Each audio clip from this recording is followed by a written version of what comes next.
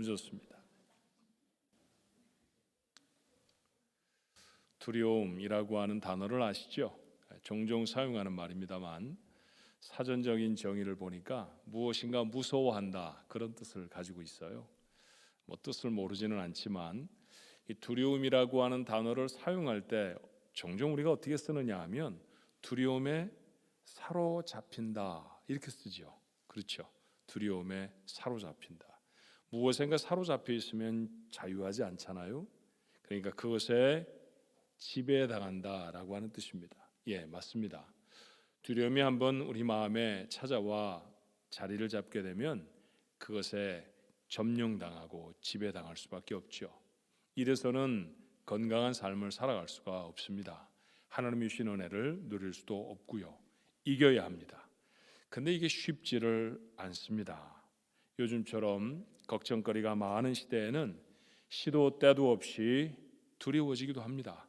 어떻게 이 두려움을 벗어날 수 있을까요? 본문의 다윗은 지금 인생의 최대의 두려운 시간을 맞이하고 있습니다. 어떻게 이 시기를 벗어나는지, 어떻게 이 시기를 이겨내는지 그 다윗의 모습이 우리에게 교훈이 될 수 있다 그렇게 생각을 했어요. 사무엘상을 묵상하고 있으니까 다윗의 스토리 여러분 머릿속에 아마 그림처럼 그려져 있으실 것입니다. 정리를 좀 해볼까요? 다윗은 아무도 상대할 수 없었던 블레셋의 거인 골리앗을 물리쳤습니다. 단박에 그는 나라의 영웅이 되었고 왕의 사위가 되어서 왕가의 식구가 되어졌어요. 왕의 식탁에서 밥을 먹었고 천부장이 되어져서 적어도 1000명의 사람들을 거느린다 그런 뜻이죠. 나라를 운영하는 사람이 됐습니다. 유일한 문제가 있다고 하면 왕입니다. 그에게는 장인이었던 사울이지요.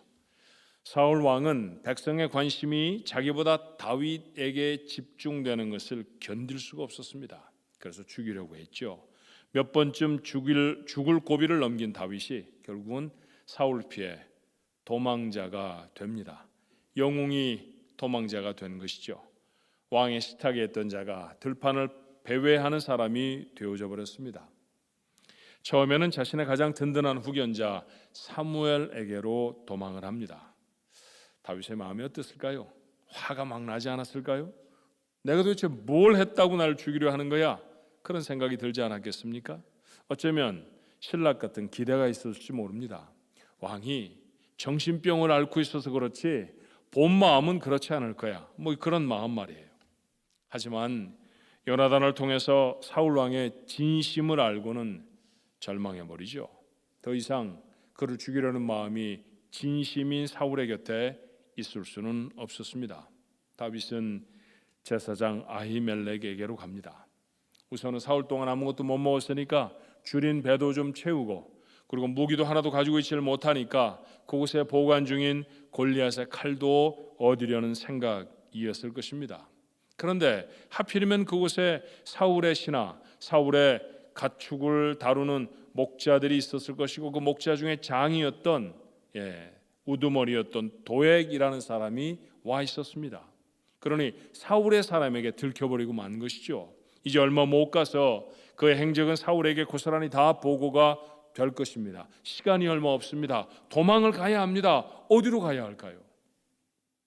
다윗이 선택한 다음 행선지는 뜻밖이었습니다.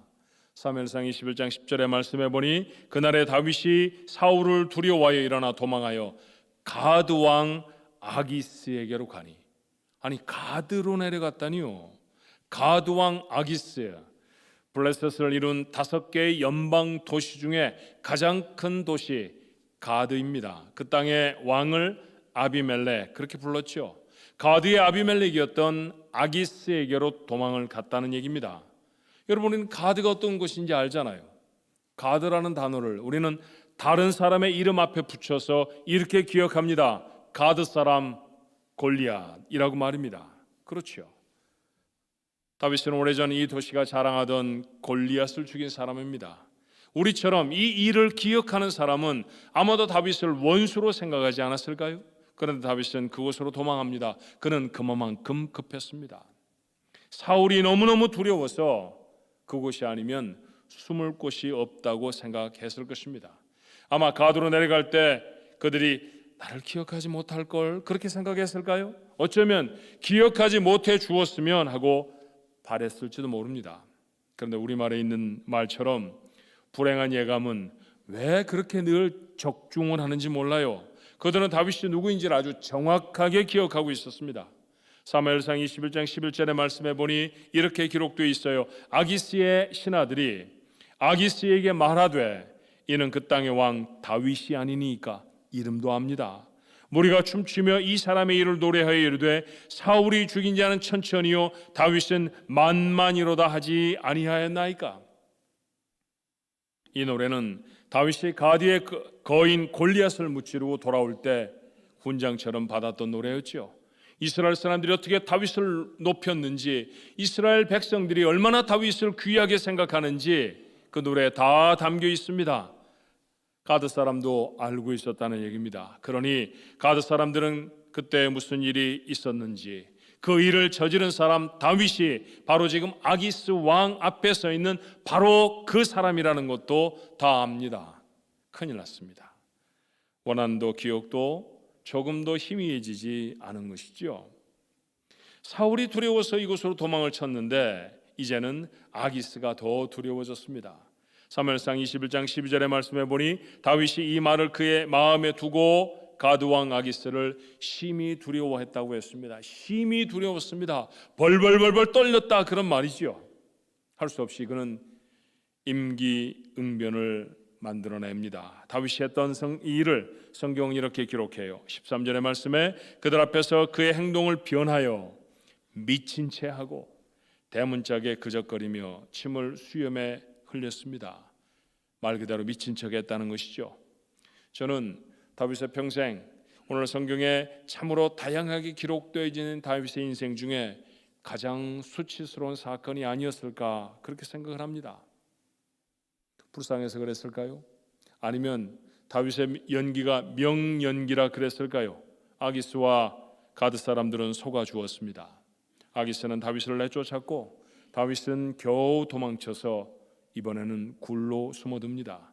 본문 1절의 말씀이었어요. 그러므로 다윗이 그곳을 떠나 아둘람 굴로 도망하며 그의 형제와 아버지의 온 집이 듣고 그리로 내려가서 그에게 이르렀다고 했습니다. 그에게 모인 사람이 400여 명 정도 되어졌죠. 그들이 굴에 숨어들었습니다. 그들이 굴에 숨어 있습니다 라고 하는 기록이 오늘 본문 2절의 말씀이에요. 그러고서는 아무 말씀이 없습니다. 숨어서 아무것도 안 한 것일까요? 무엇인가를 하면 들통이 날까봐, 머리카락이 보일까봐 꼭꼭 숨어만 있었겠습니까? 두려움에 벌벌벌벌 떠는 마음으로 다윗은 그곳에 주저앉아 있었을까요? 그것만은 아닌 것 같습니다. 자, 다윗의 두려움을 조금 더 살펴보십시다. 다윗은 왜 적인 블레셋에게로 도망을 갔을까요? 사울이 두려워서이지요.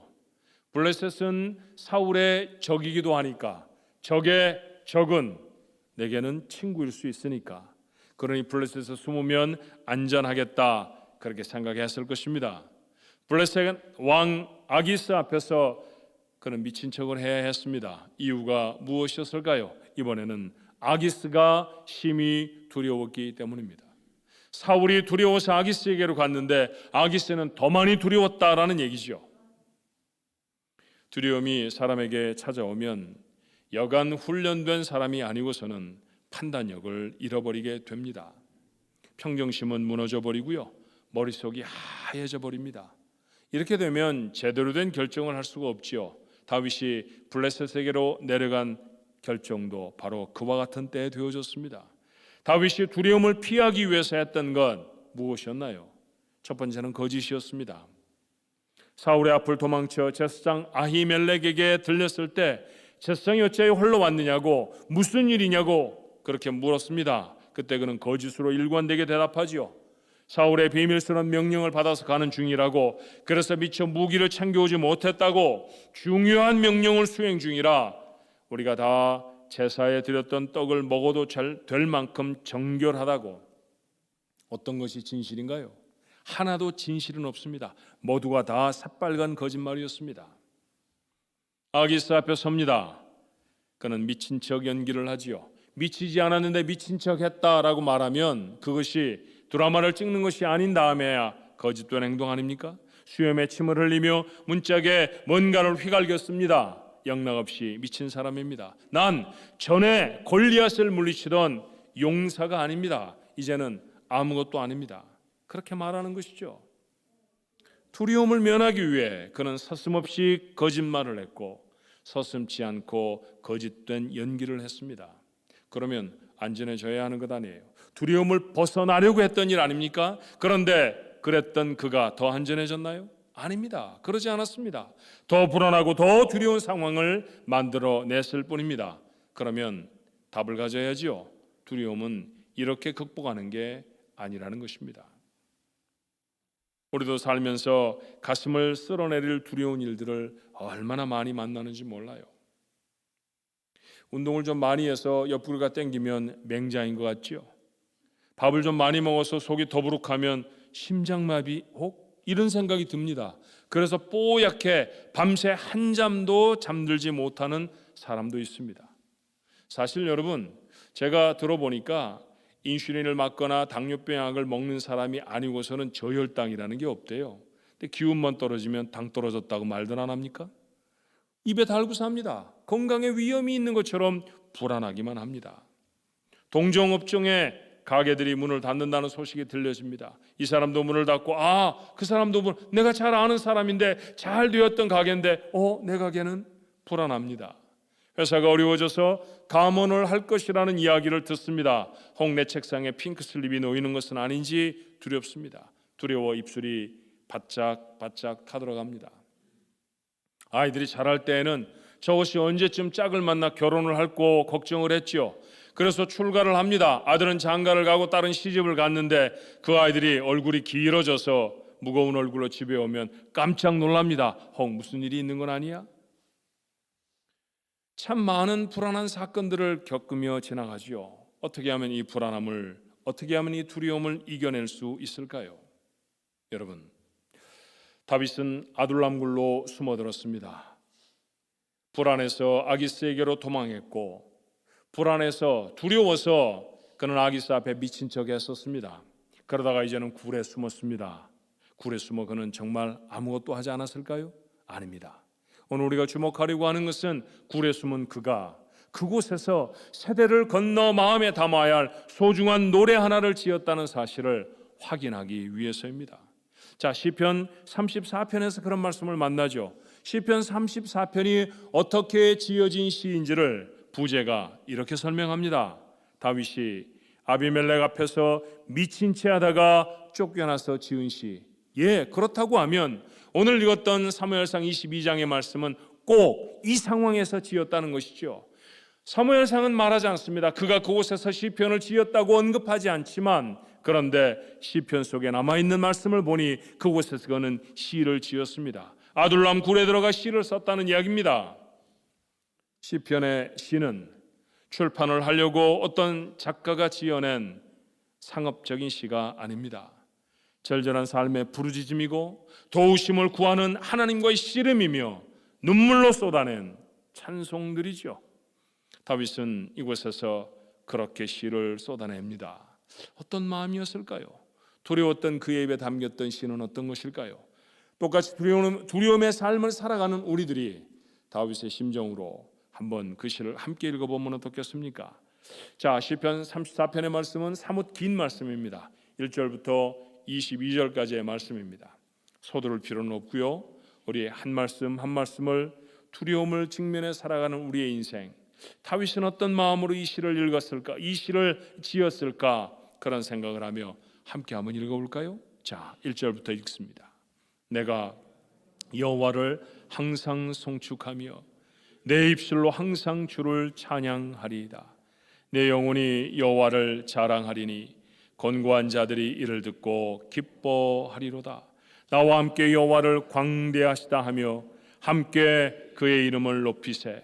내가 여호와께 간구하매 내게 응답하시고 내 모든 두려움에서 나를 건지셨도다. 그들이 주를 앙망하고 광채를 내었으니 그들의 얼굴은 부끄럽지 아니하리로다. 이 곤고한 자가 부르짖음에 여호와께서 들으시고 그의 모든 환난에서 구원하셨도다. 여호와의 천사가 주를 경외하는 자를 둘러 진치고 그들을 건지시는도다. 너희는 여호와의 선하심을 맛보아 알지어다. 그에게 피하는 자는 복이 있도다. 너희 성도들아 여호와를 경외하라. 그를 경외하는 자에게는 부족함이 없도다. 젊은 사자는 궁핍하여 주릴지라도 여호와를 찾는 자는 모든 좋은 것에 부족함이 없으리로다. 너희 자녀들아 와서 내 말 들으라. 내가 여호와를 경외하는 법을 너희에게 가르치리로다. 생명을 사모하고 연수를 사랑하며 복 받기를 원하는 사람이 누구뇨? 내 혀를 악에서 금하여 내 입술을 거짓말에서 금할지어다. 악을 버리고 선을 행하며 화평을 찾아 따를지어다. 여호와의 눈은 의인을 향하시고 그의 귀는 그들의 부르짖음에 기울이시는도다. 여호와의 얼굴은 악을 행하는 자를 향하사 그들의 자취를 땅에서 끊으려 하시는도다. 의인이 부르짖음에 여호와께서 들으시고 그들의 모든 환난에서 건지셨도다. 여호와는 마음이 상한 자를 가까이 하시고 충심으로 통회하는 자를 구원하시는도다. 의인은 고난이 많으나 여호와께서 그의 모든 고난에서 건지시는도다. 그의 모든 뼈를 보호하시며 그 중에 하나도 꺾이지 아니하도다. 악이 악인을 죽일 것이라. 의인을 미워하는 자는 죄를 받으리로다. 여호와께서 그의 종들의 영혼을 속량하시나니 그에게 피하는 자는 다 벌을 받지 아니하리로다. 아멘. 아멘. 시편 34편을 읽으면서 제 속에 든 첫 마음은 어떻게 이런 상황에서 이런 시를 지을 수가 있지라는 것이었습니다. 시편 34편은 히브리 알파벳 22글자의 철자에 운을 맞추어 쓴 대단히 정교한 문학 작품입니다. 그저 짓다 보니까 22절이 된 것이 아니라 히브리 사람들의 알파벳이 22자이기 때문에 그 한자 한자를 다 앞자리에 세워서 그 단어로 시작하는 그런 시를 지었다는 것이죠. 적국의 왕 앞에서 미친 척하고 겨우 살아나 굴에 숨어 쓴 시가 34편의 시입니다. 믿어지질 않습니다. 그런데 읽고 또 읽어보니 이런 마음이 들었습니다. 위기를 겨우 피했습니다. 하지만 광야에 던져진 꼴입니다. 언제라도 사울은 득달같이 자신을 잡으러 올 것입니다. 여전히 불안하고 두려운 상황이지요. 다윗은 비로소 두려움은 이렇게 피하는 게 아니라는 사실을 알게 되지 않았을까요? 그러면 두려움이 일상인 인생들에게 교훈할 필요가 그의 마음에 생겼습니다. 그래서 마음을 가다듬고 작심을 하고 쓴 시가 시편 34편의 말씀입니다. 오늘 본문의 말씀에 보니 이 시의 목적을 다윗은 이렇게 밝힙니다. 시편 34편 11절에 너희 자녀들아 와서 내 말을 들으라. 내가 여호와를 경외하는 법을 너에게 가르치리로다. 하나님을 사랑하는 사람들이여 와서 내 말을 들으십시오. 고난을 어떻게 피하는지, 두려움에서 어떻게 벗어나는지, 어떻게 그것에 사로잡혀 인생을 허망하게 지나가지 않는지 하나님의 사람들이 살아가야 할 길을 제가 가르치겠습니다. 어떻게 하면 두려움을 이길 수 있을까요? 다윗은 시편 34편에서 우리에게 세 가지를 교훈합니다. 첫 번째는 항상 찬송하는 것입니다. 이 시편을 열면 첫 절부터 놀라운 선언입니다. 1절의 말씀에 내가 여호와를 항상 송축하며 내 입술로 항상 주를 찬양하리이다. 내가 놀란 것은 그런 상황에 찬송을 하겠다는 다짐입니다. 다윗은 찬송이 무엇이라고 생각했을까요? 2절의 말씀에 보니 내 영혼이 여호와를 자랑하리니 곤고한 자들의 일을 듣고 기뻐하리로다. 그는 찬양의 정의를 하나님을 자랑하는 것이라고 했습니다. 그 고백에 곡조가 붙어 있든지 아니면 눈물로 하나님 앞에 드린 기도였든지 그것이 찬양이라고 하면 그것은 하나님을 자랑하는 것이라는 것이죠. 조금 전에 미친 척하고 생명을 구걸한 사람이 하나님을 자랑해야 할까요? 그렇습니다. 아직도 사울은 그를 추격하는 위험한 상황인데도 찬양해야 할까요? 그래야만 합니다. 그래서 다윗이 힘주어 교훈하는 것은 사실은 찬송이 아닙니다. 항상입니다. 1절 한 절에만 그는 두 번이나 반복해 항상 하나님을 찬송하겠다고 말합니다. 상황이 다 지나간 다음에, 내게 좋은 일이 생긴 다음에, 내가 원하는 일들이 이루어진 다음에 그때서야 부르는 것이 찬송이 아니라는 것이죠. 여전히 눈물이 흐릅니다. 여전히 어렵습니다. 여전히 죽을 것 같습니다. 여전히 두려움이 파도처럼 몰려옵니다. 그런데 그 파도를 이길 수 있는 방법은 하나밖에 없습니다. 찬송하는 것이죠. 두려움을 이길 첫 비결, 그 두려움의 상황에서도 하나님을 자랑하는 것이어야 합니다. 억울하게 사울에게 쫓겨 도망할 때에도 그는 하나님을 자랑했어야 합니다. 하나님이 어떻게 아무것도 아닌 자신 말죄였지 않았습니까? 하카톤, 아무것도 아닌 자라는 뜻입니다. 그런 다윗을 들어올리셨는지 그는 자랑했어야 했습니다. 어디로도 피할 수 없을 것 같아도 도망이 아니라 그 문제를 돌파하게 하셨던 그 하나님을 찬송해야 했습니다. 사랑하는 중앙가족 여러분, 가끔 기억하는 하나님이 아닙니다. 입만 열면 자랑할 수 있는 하나님이어야 하는 줄로 믿습니다. 병들 때에도 하나님을 자랑하고, 가난할 때에도 하나님을 자랑하고, 문제와 어려움들이 우리를 엄습할 때에도 하나님을 자랑하는, 그렇게 하나님을 찬송하는 사람들, 두려움을 이길 줄로 믿습니다. 두 번째 비결은 기도하는 것이죠. 4절의 말씀에 이렇게 되어 있습니다. 내가 여호와께 간구하매 내게 응답하시고 내 모든 두려움에서 나를 건지셨도다. 우리말이나 영어 성경에는 모두 다 과거형으로 간구하매 건지셨도다로 되어 있습니다. 하지만 두려움이 엄습할 때 다윗의 모습은 기도하는 사람과는 거리가 많이 있었습니다. 왜 그럴까요? 두려움은 우리에게 기도할 마음도 종종 꺼트려 버리기 때문입니다. 그러니 기도는 평소에 훈련되지 않으면 위기의 시간에는 더 할 수가 없다는 것이죠. 아주 작은 일에도, 의식하지 않았던 만남 가운데도, 계획 하나에도 하나님께 맡기는 훈련이 필요한 줄로 믿습니다. 반드시 만날 두려움의 상황에 이 기도는 우리를 건질 힘이 됩니다. 이후에 다윗의 모습은 바뀌어져요. 작은 전투 하나에도 그는 하나님에게 묻습니다. 묻고 또 묻습니다. 어떻게 싸워야 할지 작전과 전법까지도 하나님 앞에 다 묻습니다. 그렇게 물었던 다윗이 하나님이 주신 힘으로 승리하지요. 그 모습은 시편 34편의 그의 깨달음과 무관하지 않을 것입니다. 오늘 한 가지 더 주목할 것은 4절에 표현한 간구하매라는 단어입니다. 히브리 말 뜻으로는 찾았다라고 하는 뜻이에요. 구약 성경에 이 단어가 쓰일 때 두 가지 용례로 사용이 되었습니다. 첫 번째는 하나님께 돌아오는 것입니다. 하나님을 찾았다라는 것이죠. 두 번째는 그 찾은 하나님을 신뢰한다라고 할 때 이 단어를 사용했습니다. 그러면 기도에 대한 정의를 알게 되잖아요. 기도는 하나님을 찾는 것입니다. 슬픔, 일어날지 모르는 불안한 결과들, 그로 인한 고통, 두려움이 엄습하면 이런 생각들이 꼬리를 물지요. 기도는 그런 생각을 하나님께 돌리는 것입니다. 해결해야 할 상황을 놓고 구체적으로 사실 구하지 않아도 괜찮아요. 기도란 하나님을 다시 생각하기 시작하는 것입니다. 그렇게 하나님께로 돌아와 그 하나님을 신뢰하는 것, 그것이 기도입니다. 어떤 일, 어떤 어려움, 어떤 문제, 그것이 우리 앞에 일어나도 하나님보다 크지 않은 줄로 믿습니다. 그 크신 하나님이 우리를 사랑하시는 줄로 믿습니다. 그 하나님이 내게 좋은 길을 반드시 내실 것입니다. 그러니 하나님께로 돌아와 기도합니다. 이것이 다윗이 교훈하는 두 번째 두려움을 이길 비결입니다. 마지막 세 번째로 악의 자리에 서지 않는다고 했어요. 시편 34편 13절로 14절의 말씀입니다. 내 혀를 악에서 금하여 내 입술을 거짓말에서 금할지어다. 악을 버리고 선을 행하며 화평을 찾아 따를지어다.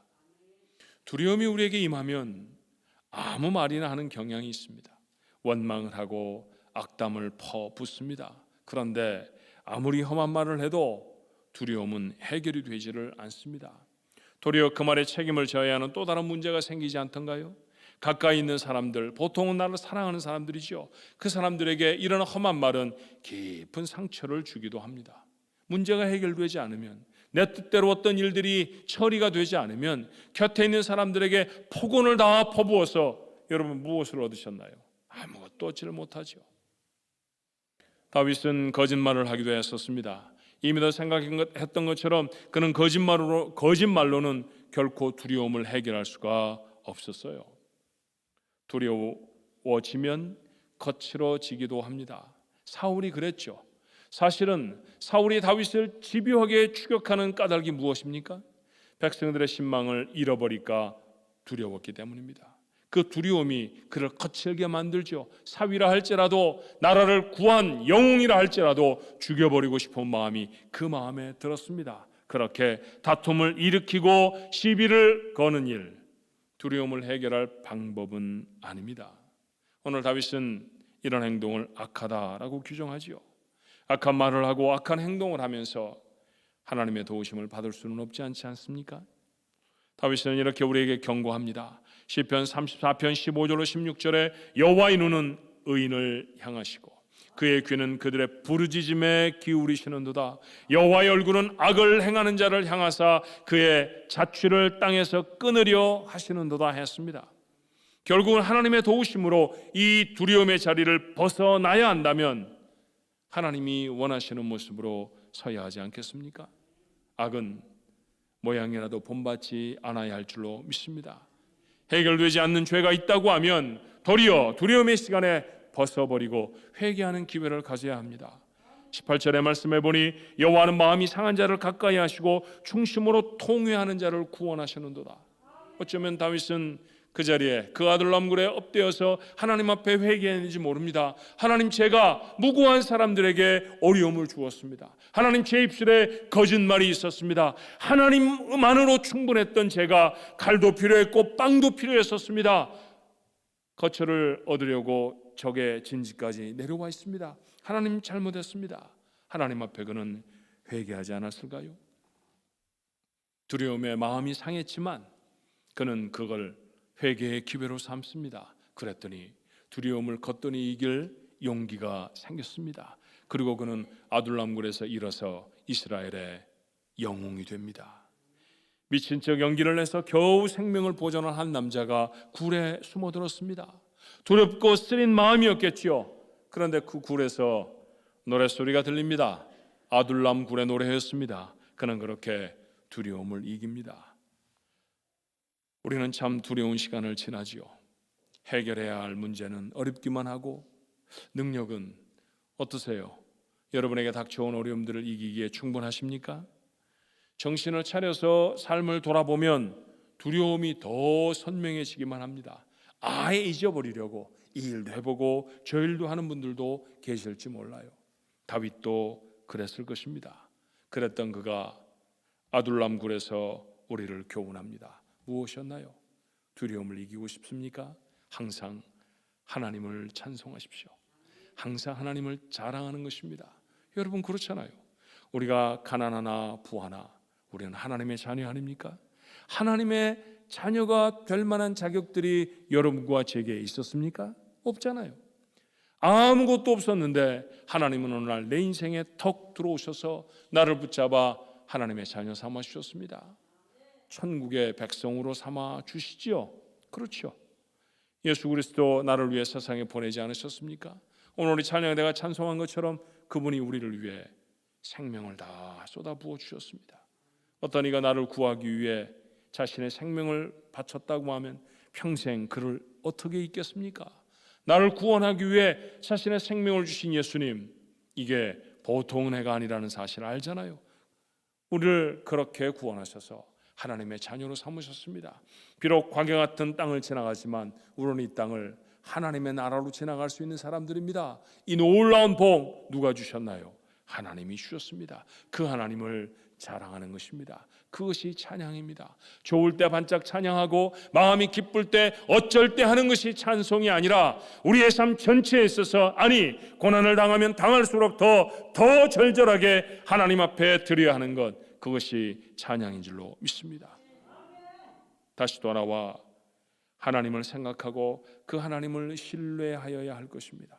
세상으로 미쳐있던 우리의 생각들이 거두어지는 것이죠. 아기스에게 내려가서 생명을 건지려 하던 이가 아둘람 굴에 돌아와 하나님을 다시 찾습니다. 우리가 그래야 합니다. 우리가 스스로 무릎을 꿇고 하나님 앞에 나아가는 곳, 그것이 여러분의 벽장이 되든지 아니면 새벽 예배의 자리가 되든지 하나님 앞에 다시 나오는 것이죠. 그 하나님을 붙드는 것입니다. 그것이 우리의 삶에 일상적으로 훈련되지 않으면 고난의 순간에 길을 잃어버리고 맙니다. 두려움에 사로잡혀서 아무것도 아닌 자로 사시겠습니까? 아니면 그 두려움을 극복하고 하나님의 것으로 승리하며 살아내겠습니까? 기도가 이 두 가지 삶을 좌우할 것입니다. 기도하는 이가 되어야 하는 것이죠. 이 두려움의 시간에 하나님을 찾아 나오는 것, 그렇게 하나님 앞에 기도하는 것, 두려움을 이길 방법이었습니다. 또 하나, 아무 말이나 아무 행동이나 막 하지 말도록 우리의 마음에 경계를 세워야 할 것입니다. 그래서는 두려움에 두려움을 더하는 일이 될 것입니다. 더 정결하게 스스로를 살피십시오. 일이 안 되면 안 될수록, 내 앞에 고난과 어려움이 닥쳐오면 닥쳐올수록 스스로를 살펴내는 사람, 지혜로운 사람입니다. 고난을 반드시 이길 것입니다. 그 고난 끝에 하나님의 영광을 이루어낼 것입니다. 한 남자는 굴에서 벌떡 일어나 두려움을 극복하지만 그는 더 이상 굴이 아니었지요. 그는 마침내 하나님이 허락하신 왕궁에 섭니다. 이스라엘의 가장 위대한 왕 다윗, 그는 어쩌면 아둘람 굴에서 일어섰는지 몰라요. 우리도 같은 일어섬이 우리들의 아둘람 굴에서 일어나게 되기를 바랍니다. 굴 속에 계신가요? 그곳에서 다윗처럼 찬송하게 될 수 있기를 바랍니다. 다윗처럼 간구하게 될 수 있기를 바랍니다. 다윗처럼 회개할 수 있게 되기를 바랍니다. 그러면 여러분의 자리가 하나님이 허락하신 하나님의 자리, 천국이 될 줄로 믿습니다. 다윗은 고만고만한 굴들을 전전하며 숨어 살았습니다. 이스라엘의 남부지방은 비가 오면 우기 때에는 물이 범람하여서 큰 강을 이루기도 하지만 건기가 되면 그 물들이 다 말라버립니다.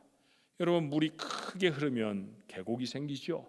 물은 바위도 뚫고 지나갑니다. 그래서 곳곳에 굴도 생겨요.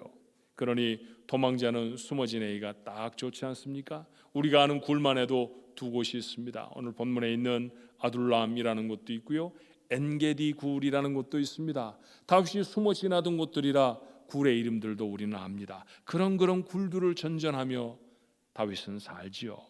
그가 아둘람 굴에였을까요? 아니면 또 다른 굴에서였을까요? 또 다른 굴에서, 아니면 아둘람 굴에서 지었던 다른 노래가 있더라고요. 시편 57편의 말씀입니다. 이번에는 다짐이 더 강해져요. 시편 57편 7절의 말씀에 보니, 하나님이여 내 마음이 확정되고 내 마음이 확정되었사오니 내가 노래하고 내가 찬송하리이다. 여전히 굴입니다. 여전히 사울이 추격합니다. 여전히 그에게 먹을 것이 궁합니다. 그런데 마음을 정했답니다. 어떻게 해요? 하나님을 찬송하고 찬송하기로 말입니다. 그렇게 그는 두려움을 이기고 이스라엘의 왕, 우리 믿음의 표대가 되어집니다. 여러분의 삶에도 같은 다짐이 있었으면 얼마나 좋을까요? 오늘 이 시편으로 지은 찬양이 있죠. 모든 상황 속에서라고 하는 찬송이에요. 모든 상황 속에서 주를 찬양할지라. 모든 상황입니다. 가난한 상황, 병든 상황, 일이 잘 되어지지 않는 상황, 문제가 생긴 상황, 그 상황 속에서 주를 찬양할지라. 주는 너의 큰 상급, 큰 도움이시라. 내 영혼이 확정되고 확정되었사오니 내 믿음의 눈을 들어 주를 바라봅니다. 우리 마음의 다짐이 되어지도록 다윗과 같은 심정으로 이 찬양 함께 부를까요?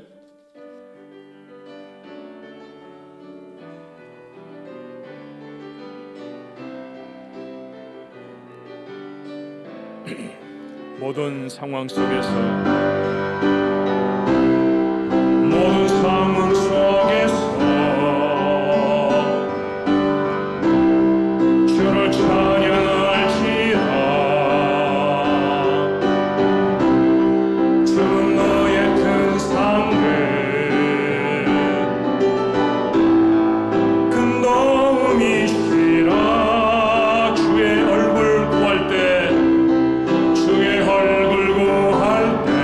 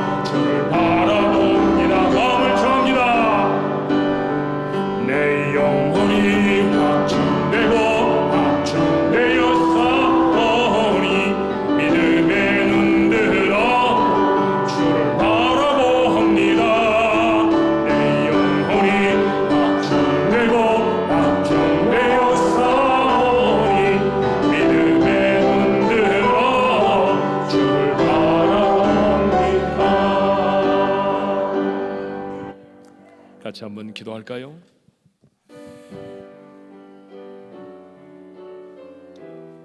여러분에게 닥쳐온 문제와 어려움들은 어떤 것입니까? 어떤 일들에 괴롭고, 어떤 일들에 고통스럽고, 어떤 일에 두려워지십니까? 아들람굴에 들어와 계십니까? 그렇습니다. 이 자리가 찬송의 자리여야 합니다. 이 자리가 기도의 자리여야 하고요, 이 자리가 회복의 자리여야 합니다. 오늘 우리가 하나님 앞에 우리가 당한 모든 문제들과 어려움들을 정직하게 하시길 바랍니다. 하나님, 제가 이런 일들로 두려워져 있습니다. 이런 일들로 마음이 무너져 내려 있습니다. 하나님 아버지, 나를 도와주시옵소서. 다윗이 고백한 것처럼 마음이 상한 자를 돌아보시는 하나님이라고 하셨습니다. 그 약속에 하나님이 우리의 마음을 돌아보실 줄로 믿습니다. 혹이라도 우리의 삶에 잘못된 부분이 있었다고 하면 우리 하나님 앞에 다시 구하십시다.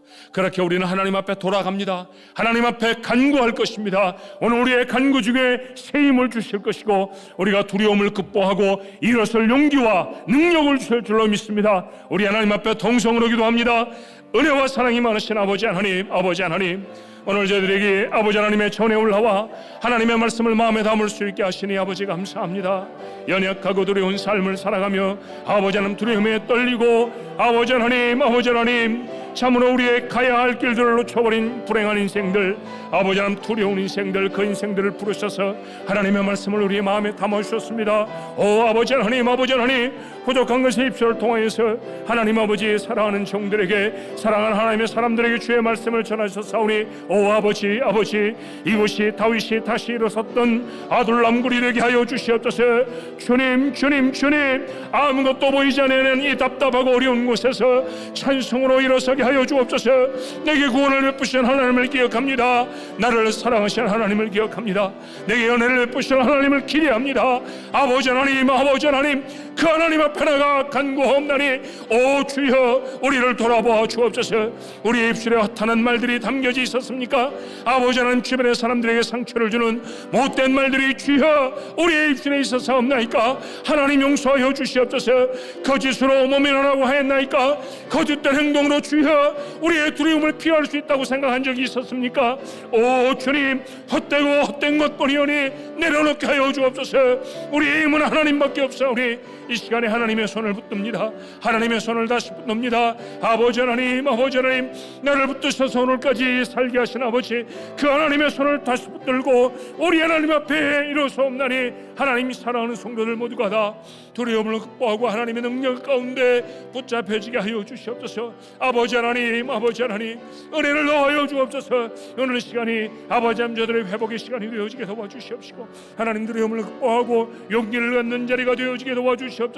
사람들이 보기에는 고래불고하지만 그러나 주님 더 이상 우리의 삶의 자리가 아버지 하나님 척박한 땅이 아니오라 하나님 천국이 되어줄 수 있도록 주님 역사해 주시옵소서. 주님 역사해 주옵소서. 아버지 함께하여 주시옵소서.